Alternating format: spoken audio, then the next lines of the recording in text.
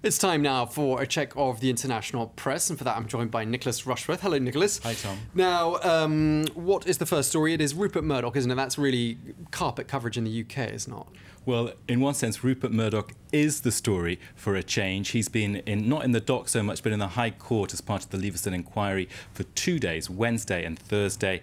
And yesterday, he was very much in the news, specifically about phone hacking and allegations against the News of the World. Now, if you can go to a cartoon in a British paper, The Independent, it's showing Rupert Murdoch there scratching his back with none other than the Culture Secretary for the UK, Jeremy Hunt.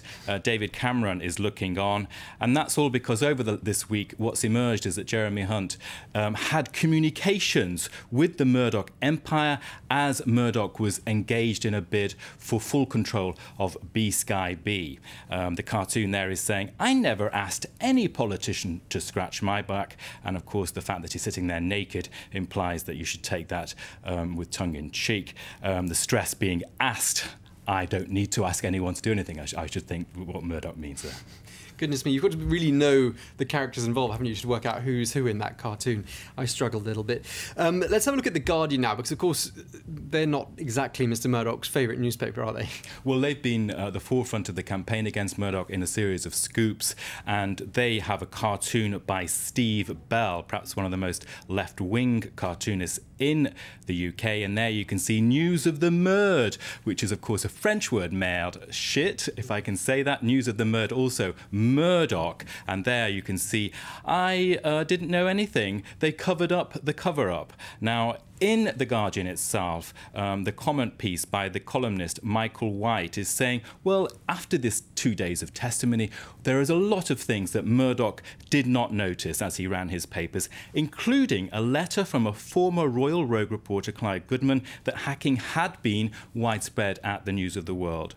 So the headline there by Michael White, when a media mogul becomes the bloke at the golf club. He portrayed himself as a sort of rambling person at the golf club talking about the internet and the BBC and so on. And The Guardian, of course, being anti-Murdoch, saying on the day, Robert J. QC won out in the questioning. And just on the front page here, I can show you Harold Evans, a former editor of the Sunday Times, saying the version of history told by News Corp's chairman has no relation to what happened.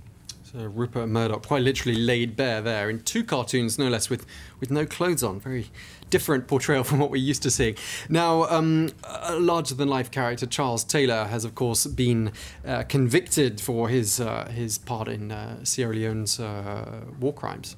Well, I turn to the Sierra Leone papers, and the Sierra Leone Daily Mail is headlining, Justice has been served. Now, it quotes prosecutor Brenda Hollis saying, today is for the people of Sierra Leone who suffered horribly at the hands of Charles Taylor and his proxy forces. And that paper there reporting that thousands of survivors of Sierra Leone civil war celebrated after the Taylor conviction. I turn too as well to the Liberian press. The 1847 Post is headlining, Charles Taylor is guilty, and points out that he will be jailed in the UK as the first former head of state convicted since the Nuremberg trials, as we've been hearing in the news bulletin. Another Liberian paper, the Daily Observer, has a comment piece that struck me quite strongly. What we wish for, it was published just before the verdict, a few hours before. It says Liberians overwhelmingly wanted him acquitted, and when asked why, they always say, well, it's because of the money that there used to be under Taylor when he was in power. That paper is commenting, if someone steals $100 from you and seeing your stuff comes back down the road and gives you $20 back, you think he's an angel. But in fact, he's a first-class thief, and that's what Charles Taylor was. He robbed the coffers of the nation. That paper, the Daily Observer in Liberia, is saying. All right, thank you very much indeed. That was a check of the World Press. Thank you, Nicholas Rushworth.